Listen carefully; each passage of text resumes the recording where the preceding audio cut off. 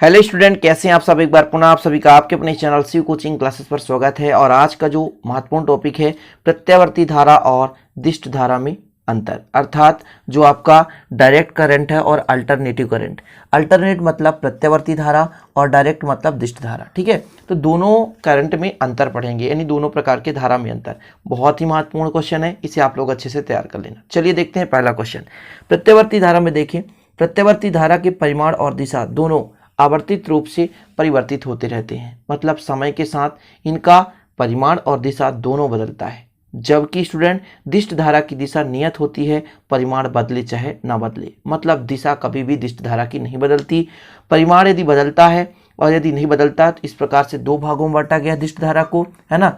आप लोगों ने पढ़ा होगा पहले वीडियो में कि परिवर्तित दिष्ट धारा और एक समदिष्ट धारा।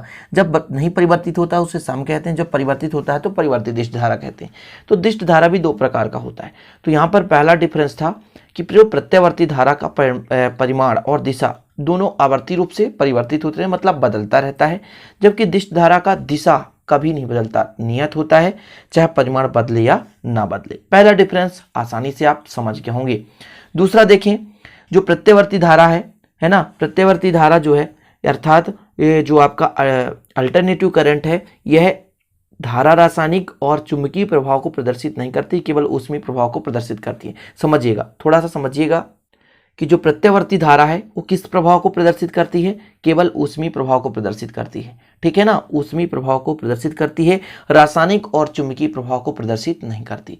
आप थोड़ा सा समझा करें, है ना, उसे माइंड में बैठाएं, उसे आप कंपेयर करें, तब वो याद होगा कहीं जाकर। ठीक है, तो जो प्रत्यावर्ती धारा है ये रासायनिक और चुंबकीय प्रभाव को प्रदर्शित नहीं करती, केवल ऊष्मीय प्रभाव को क्या करती है, प्रदर्शित करती है। ठीक है, दिष्ट धारा में देखें, यह रासायनिक, चुंबकीय और ऊष्मीय प्रभाव तीनों को प्रदर्शित करती है। ठीक है ना, तो पहला महत्वपूर्ण था, दूसरा याद नहीं होगा तो भी चलेगा। आपको चार अंतर, किसी भी कदर से चार अंतर आपको तैयार करना। ठीक, तीसरा देखें, इस धारा के मापक यंत्र धारा का ऊष्मीय प्रभाव पर आधारित होता है। ठीक है, मतलब जिससे हम प्रत्यावर्ती धारा मापते हैं ये ऊष्मीय प्रभाव पर आधारित होता है, जबकि दिष्ट धारा का जो मापक यंत्र है चुंबकीय प्रभाव पर आधारित होता है।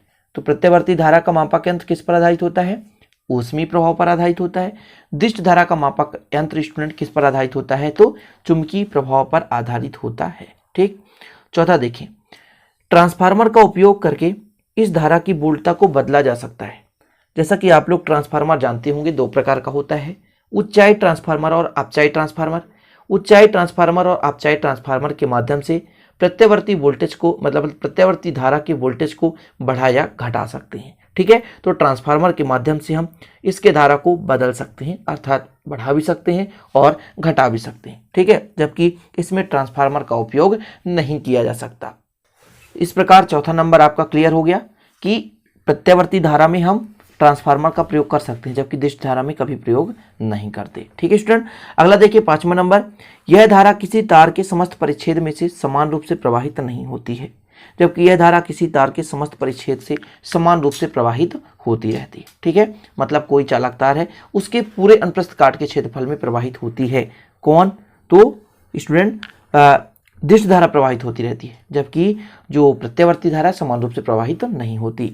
अगला देखें छठवां नंबर, प्रत्यावर्ती धारा समान वोल्टता की दिष्ट धारा से अधिक खतरनाक होती है। कुल मिलाकर कहा जाए तो प्रत्यावर्ती खतरनाक होता है, जबकि दिष्ट धारा प्रत्यावर्ती की अपेक्षा कम खतरनाक होता, मतलब बहुत ही कम खतरनाक होता, ज्यादा खतरनाक नहीं होता। ठीक है स्टूडेंट, तो प्रत्यावर्ती धारा खतरनाक होता है जबकि दिष्ट धारा खतरनाक नहीं होता। तो इस तरह से 6 अंतर याद कर लिए। कुछ और अंतर हैं, जैसा कि मैं एक अंतर आपको बता रहा हूं कि विद्युत चुंबक बनाने के लिए हम इस धारा का उपयोग नहीं कर सकते, किसका, प्रत्यावर्ती धारा का उपयोग नहीं कर सकते, लेकिन विद्युत चुंबक बनाने के लिए दिष्ट धारा का प्रयोग हम कर सकते हैं। ये आपका 7वां अंतर है। कौन सा अंतर स्टूडेंट, कि जैसे आपका प्रत्यावर्ती धारा है इसका प्रयोग हम कभी भी किसी चुंबक में नहीं कर सकते, चुंबक बनाने में के लिए नहीं कर सकते, लेकिन जो आपका दिष्ट धारा है इससे हम विद्युत चुंबक बनाने के लिए इस धारा का उपयोग कर सकते हैं। और अंतर है, जैसे और अंतर लिखना तो लिख सकते हैं कि बिना ऊर्जा क्षय के धारा को कम किया जा सकता है, मतलब प्रत्यावर्ती धारा को कम किया जा सकता है, कोई भी ऊर्जा क्षय नहीं करेंगे। लेकिन स्टूडेंट दिष्ट धारा में बिना ऊर्जा क्षय के धारा को कम नहीं कर सकते, कहीं ना कहीं धारा में कमी आएगी, उसमें ऊर्जा कहीं ना कहीं हास हो जाएगा। समझ रहे? तो इस प्रकार से और एक्स्ट्रा मैंने जो अंतर बताया उसे भी आप लिख लो। यदि आप देखिए 6 से 7 8 अंतर तैयार करते हैं, जैसे 8 अंतर मैंने बताया, 8 अंतर तैयार करते हैं तो 5 अंतर डेफिनेट है आपसे एग्जाम में याद रहेगा। तो आशा और उम्मीद स्टूडेंट इस अंतर को आप लोग तैयार कर लेंगे। स्क्रीनशॉट ले लिया करो। और जी हाँ, इसके यदि नोट्स परचेस करना है तो आप कॉन्टेक्ट कर दीजिए 9685 पर। 100 रुपये में नोट्स दिया जाएगा, हैंड रिटन नोट्स रहेगा, आपको विधिवत नोट्स दिया जाएगा। ठीक है, तो कॉन्टेक्ट कर लें, जिसको लेना तो अच्छे से तैयारी करें। और यदि आप वीडियो से ही नोट्स बनाना चाहते हैं तो आप वीडियो से नोट्स बनाएं, खुद से नोट्स बनाएं, वो भी अच्छा है, कोई दिक्कत नहीं। आप अच्छे से पढ़ाई करें बस, और रेगुलर वीडियो देखें। चैनल को सब्सक्राइब कर लें यदि नए हैं तो, साथ ही बेल आइकन प्रेस कर लें। मिलते हैं अगले वीडियो में, तब तक के लिए जय हिंद, वंदे मातरम।